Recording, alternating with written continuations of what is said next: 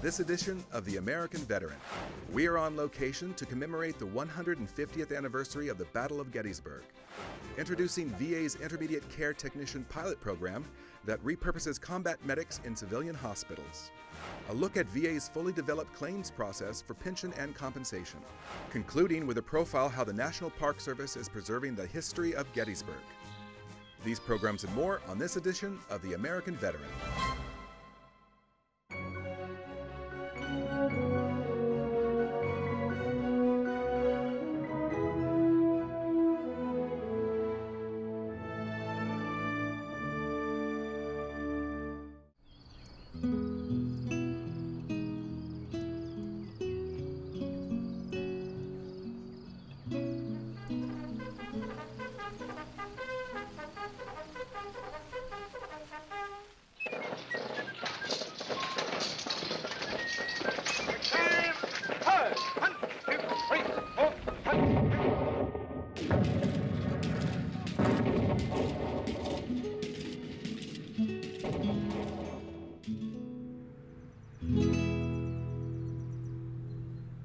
Welcome to The American Veteran, brought to you by the Department of Veterans Affairs. I'm Jonathan Kopanger, a Navy veteran. And I'm Matt Webb, a veteran of the Marine Corps. We are on location at the Gettysburg National Military Park to commemorate the 150th anniversary of the Battle of Gettysburg. In this edition, we will also share with you highlights of this historic battle, called by many the greatest battle of the Civil War. Hey Matt, did you know that in July 1863, more than 160,000 Federal and Confederate soldiers converged here on Gettysburg? I do know that General Robert E. Lee led the Army of Northern Virginia, which under his command had become one of the greatest fighting units in history before this battle. General George C. Meade led the Army of the Potomac, of which he had taken command only 4 days before the battle began. And these two armies fought over 25 square miles of countryside for 3 days in July of 1863, making this the largest battle in the history of Western Hemisphere. The town of Gettysburg boasted no great strategic advantage during the Civil War, but it was a crossroads with roads leading to Philadelphia, Baltimore, and Washington, D.C. General Lee saw this engagement as an opportunity to end the Civil War by delivering a decisive military victory on Union soil.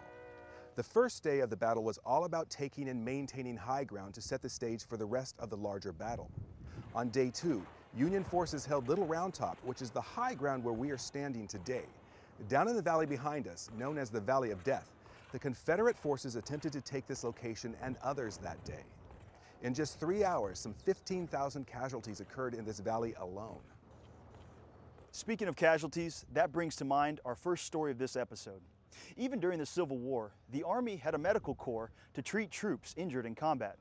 Today, medics, medtechs, and corpsmen are trained to be the medical provider in combat. However, their military training and experience does not equate to civilian certifications required to join the workforce after they transition out of the military. The VA recently implemented a pilot program which brings combat medics into VA hospitals. Watch to learn more. Paul Singleton once supervised 300 soldiers, but after retiring from the military, he had trouble finding a job that paid minimum wage. A lot of anger, just the bouncing around, trying to get myself in a focus where I can just go back and be employed and just work. Although he was an Army medic and senior non-commissioned officer, Paul returned home from Bosnia and his life fell apart. Homeless for years, he finally found his way to the VA Community Clinic in Harlem, where social worker Ruth Batista helped him find a job and a place to live. He was looking for employment, and I said, great. I just got this email, this national email about this great program called Intermediate Care Technician Program. One of the pilot hospitals was the Bronx VA, and that was his base hospital. That's where he got his medical services, and so it was just a perfect situation. What I'm gonna do, I'm gonna take some vital signs on you. Okay. The pilot program for ICTs, Intermediate Care Technicians, enables medics like Paul to use their skills. You want any medication for high blood pressure, cholesterol? No. They are trained to be the medical provider in combat conditions in the field when there's no one else around. So when they come out of the service, highly trained, there's no role in the private sector for someone without some sort of certification or title that can be licensed. I was in the Marine Corps. Marine Corps. You guys got the Navy Corpsmen. Yeah. Which is pretty good. The Department of Veterans Affairs understands medics like Paul add value to an emergency room. Hello, Ruthie speaking. Ruth Batista helped Paul apply for one of 3 ICT positions in the Bronx. After the interview, about 2 weeks later, they called me. I was selected. I was still like, wow. You're going to have a transcript review. Yes. Paul is now working in the James J. Peters Emergency Room under the supervision of nurse Maxine Lindsay Schillingford. He's been here 6 months and he's doing very, very well. He's able to relate to the patients. He's a very, very good team player. I do blood draws, we place IV locks in. I'm responsible for the stocking, the resupplying of the supplies in any kind of, clinic or ward. IV placement, doing EKGs, and it's going well. I'm happy because those are my veteran brothers and sisters. So what branch you served in? I was in the Coast Guard. Coast Guard? All right, that's cool. For VA and this Army medic, it's a win-win situation. Hope you feel better. Thank you. Having the ICTs in the emergency department enhances our efficiency and allows our nurses to focus on patient care, and that helps the veteran ultimately because they get their care done more effectively. So not only is he employed now with the ICT program, but he's also in a VA-funded shelter. So it's giving him an opportunity to get his finances in order. And Paul's goals do not end there. He's going to be enrolling in school. He wants to become a nurse. I admire him because he had the tenacity to really rise above his circumstances. And I think he's a great example for other veterans who are struggling. There are 15 VA emergency rooms across the country participating in the ICT pilot program. The ICTs will be offered full-time staff positions at VA medical centers once they successfully finish the year.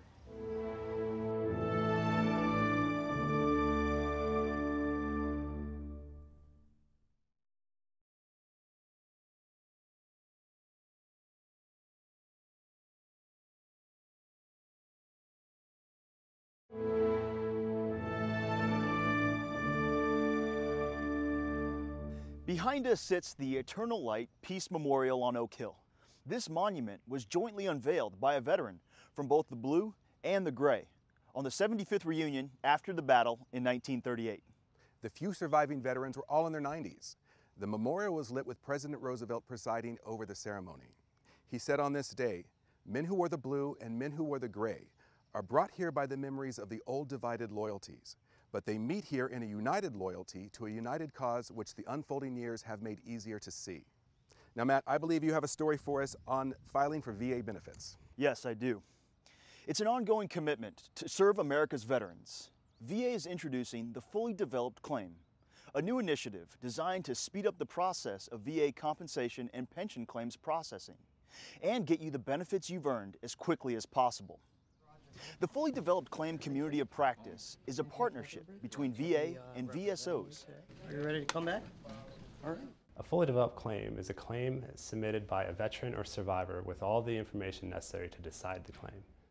David Matthew Patty was 19 when he joined the Air Force in 1966. I said to my family, I said, well, if I have to go, number one, I want to join, and number two, I don't want to go to Vietnam. So I'm going to join the Air Force, and that way I don't have to go to Vietnam. David was sent to Vietnam in 1968.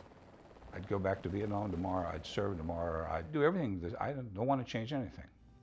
Upon his return, David married his high school sweetheart Judy, raised 3 daughters, and worked hard so that they could enjoy the golden years with their 7 grandchildren. I was doing pretty good, but then it all shut down on me. In the fall of 2012, David Patty was diagnosed with lung cancer. The probable cause? Exposure to Agent Orange. Even though my cancer is still called treatable, let's call it what it is. It could turn terminal tomorrow. I mean, that's life. They were talking about something called fully developed claims. David learned about fully developed claims from his neighbor and fellow Vietnam veteran, Frank DeSimone. So when I took you down there, who connected him to Tim Grossman, National Service Officer at the Disabled American Veterans Regional Office in Philadelphia. He was exposed to herbicides in Vietnam, We had evidence that he had verified service there. And he had this condition that the VA has said, well, the law tells us that we're going to grant this, you just come in with the paperwork. So we filed a fully developed claim. He was granted in 4 weeks. Our National Service Office staff walked them through each step of the process, what they need and the elements of their case they need to build. We help them collaborate with obtaining the documentation, ensuring that it's appropriate and it's going to be effective for their case. And then we file this fully developed claim. The reason a veteran should file a fully developed claim is because it is the fastest means to get a compensation or pension claim processed. The claim that you wanted to file for depression, we're good to go. It should only take about 90 days. It could actually take a lot less than that. 90 days is cutting through a lot of red tape. Veterans can file fully developed claims in one of two ways. They can file it online at eBenefits, or they can file it in paper on one of the EZ forms. So you go into the system, you start completing your claim. Before you hit that send button, gather all your information, upload it, then hit send. And what that does, even if you've started the claim 2 months ago and you just now hit send, VA will consider that earlier date that you initiated the claim as the date we can potentially pay you benefits back to. Go and do it. If you, either A, if you haven't done it, do it. It's out there for you. B, if you have done it and you got discouraged, there's a new program. Use it. I encourage all veterans to try. I encourage veterans to meet with their veteran service officers. I encourage them to submit fully developed claims. Hey, Tim, how you doing today? David Patty's cancer has spread to his brain.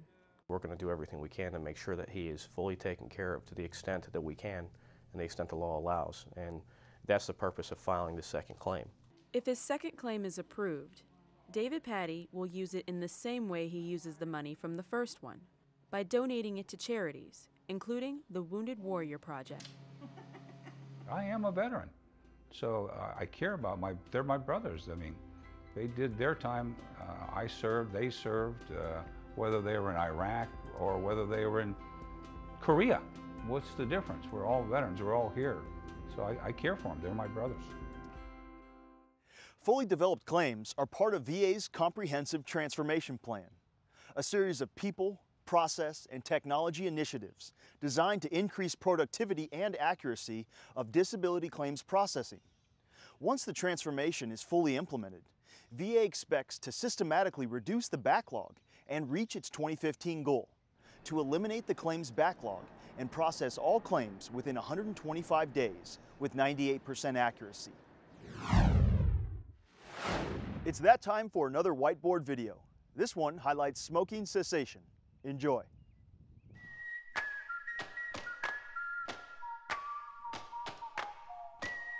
If you've ever tried to stop smoking, you know how hard it can be. Stan is right there with you. He is one of the 70% of smokers who want to quit, but just haven't. Lucy, his friend at work, is one of 1.3 million Americans who will quit this year. Why? Because Lucy is planning to start a family, and her doctor helped her understand that quitting smoking would help her to have a healthy baby.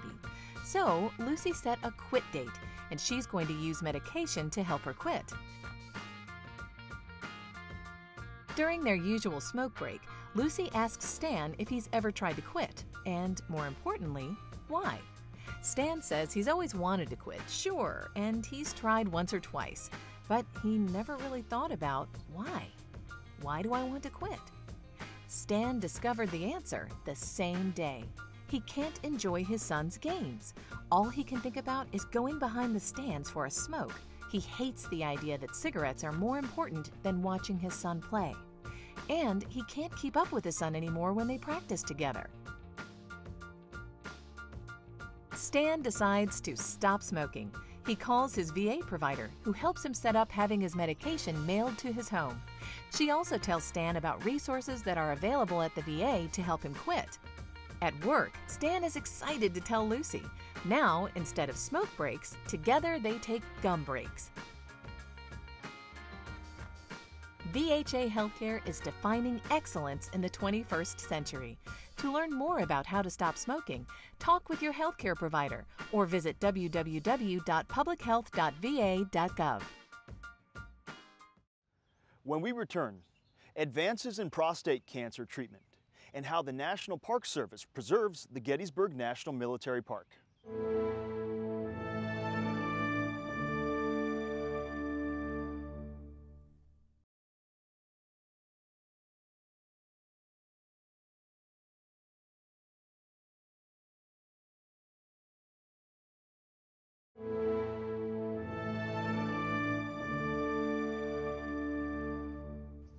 The most common cause of death from cancer in men over age 75 is prostate cancer.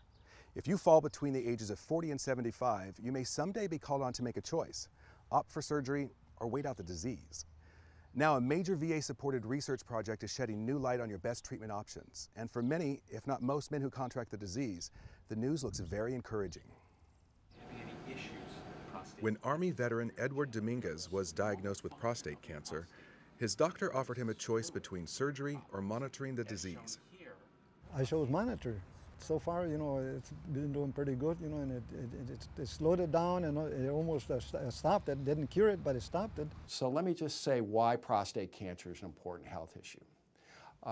It's common. It's the second most common cancer in men. But what science now tells us is not all cancers are alike. Some can spread rapidly and cause serious health problems and even death. But many won't progress and won't cause patients health problems. So the PIVOT trial was an extremely important study in which men who were candidates for removal of the prostate were randomly assigned to one of two groups, either a group that received the surgery, the radical removal of the prostate, or a group that underwent watchful waiting, where we periodically watched them over time and only treated them if they developed symptoms. And what the trial showed is that for men with lower risk disease, slower growing cancers, lower PSA levels, there was no difference in survival or in risk of dying from prostate cancer between the groups. The other key findings from the study was when you looked at men with what we call higher risk prostate cancer, higher PSA levels, more aggressive cancers, that those men did benefit from the radical removal of the prostate or the prostate surgery. This was an extraordinarily difficult study to conduct, and we are comparing really two vastly different treatment options, surgery to observation. VA was supportive of it from an administrative and funding standpoint, and our veterans were incredibly supportive by volunteering for this study. Oh, this is good news. We think it's really having an important impact now. Here I am, 81 years old, and I'm still pliable. I still do work. You know, I mow the lawn and take care of the garden, whatever. We can now say that PIVOT study, along with some other similar types of research, can demonstrate that observation can be a wise treatment choice and a preferred treatment option for the vast majority of men with early stage prostate cancer, particularly those diagnosed through the PSA blood test. That can help them live a similar length of life, avoid death from prostate cancer and the harms related to surgery, and have a good quality of life. We're here in the Gettysburg National Cemetery where President Lincoln delivered his famous speech, the Gettysburg Address. Just 2 minutes long, Lincoln used the word nation 5 times in an effort to highlight the Civil War as a new birth of freedom, to bring the nation back together. Gettysburg National Military Park, run by the National Park Service in partnership with the Gettysburg Foundation, is one of the most visited places in the country. It's a place of inspiration and heartache. A place where the echoes of battle seem to lie right below the surface. And where sometimes at dawn, it feels that if you listen and look long enough, the past will become visible again.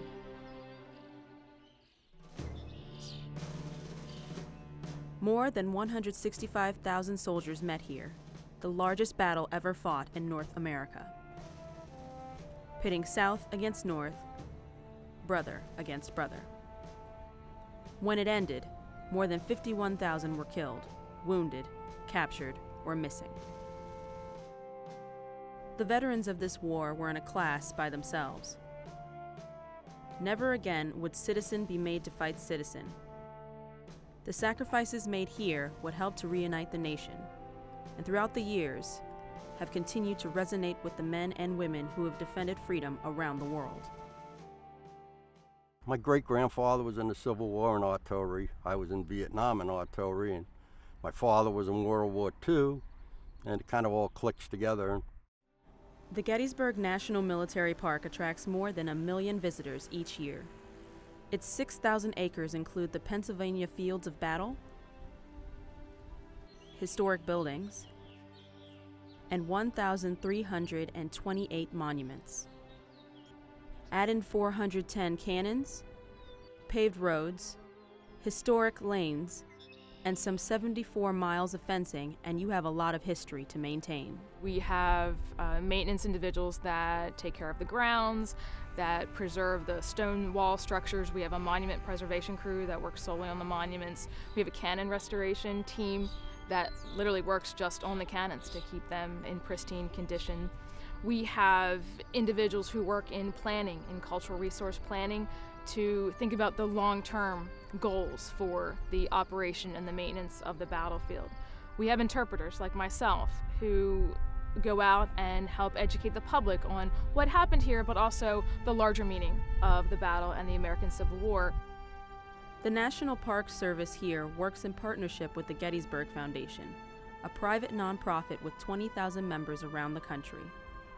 Projects include this year's opening of Spangler Farm, which served as a hospital that treated both Union and Confederate soldiers, and the upcoming acquisition of the Lincoln train station in town, which marks the arrival and departure of the President in November 1863, when he delivered the Gettysburg Address. I want them to develop a relationship with this place, because what that means is then they will care about this place, they will talk about this place, they will come back, they will bring their children, and so our American history, kind of our family history of America, will be preserved. There's an understanding that I think veterans have. If you've been through a conflict, whether it be 19th century or 20th or 21st century, I think there's a common understanding, a common personhood that everyone has. And I hope and I think that those that are non-veterans can see a little bit of that. When they visit the battlefield, they'll see individuals wearing the shirts and the hats, looking at the monuments, walking through the battlefield. 165,000 souls met here over 3 hot July days in 1863. Husbands and brothers, and fathers and sons. This is a place of honor and to remember them, and indeed all veterans who followed.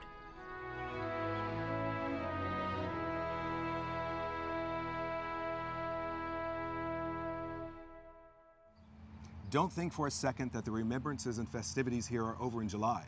November 19th, 2013 marks the 150th anniversary of Abraham Lincoln's Gettysburg Address, and the Park Service and Foundation are gearing up for it. For more information about the Civil War and the 150-year commemoration, check out civilwar150.org. That concludes this edition of The American Veteran. The Department of Veterans Affairs is honored to bring you this program. If you'd like to get in touch or obtain more information about VA benefits and services, you can call us, visit our website, or contact your nearest vet center. And if you're a veteran who's troubled in some way, please call the Veterans Crisis Line at 1-800-273-TALK. That's 1-800-273-8255.